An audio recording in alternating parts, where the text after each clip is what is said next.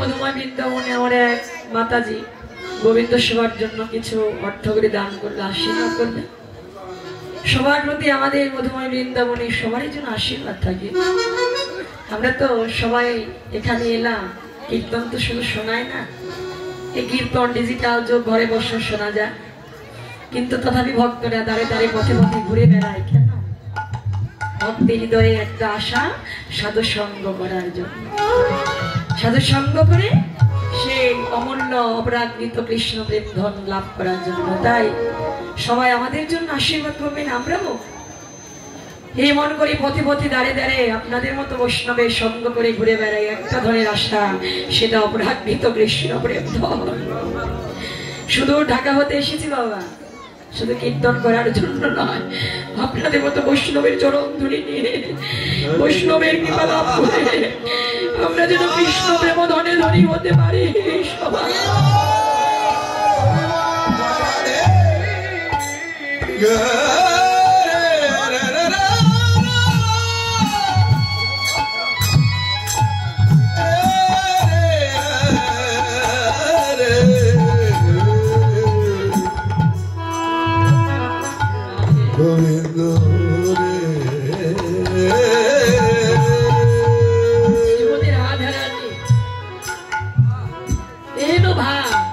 সখীরা দেখে বলল রাধার মন যেন মনে নেই, মানে হৃদয়ে মনে মন নাই, যে রাধার মন যেন নাই মনে, কে যেন বসেছে মনের মাঝখানে, মনকে করে আসনে, রাধার হৃদয়ে মন প্রাণকে আসন করে কে যেন মন জুড়ে বসে আছে।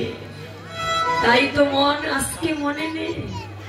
এহেন ভাব সখীরা রাধা দর্শন করে ওই যে ঘন ঘন বাইরে হচ্ছে, ঘরে যাচ্ছে, শুধু তাই নয়, সদাই যেন কদম্ব বানে তাকিয়ে আছে, এমন ভাবে তাকাচ্ছে, দেখে মনে হলো রাধার কেউ বুঝি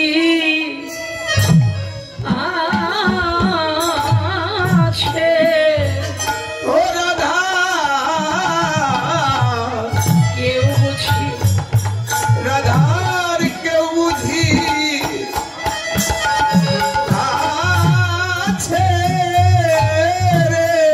ওই কদম্ব,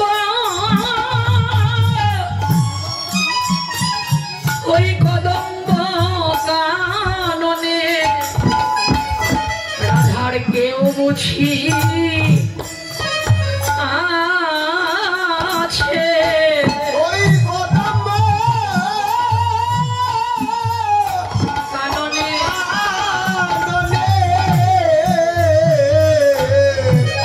রাধার কেউ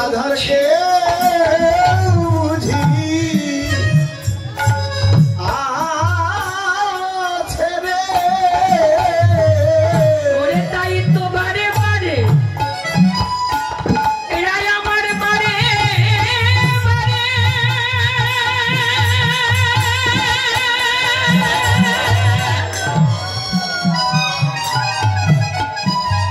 এরাই আমার বারে বারে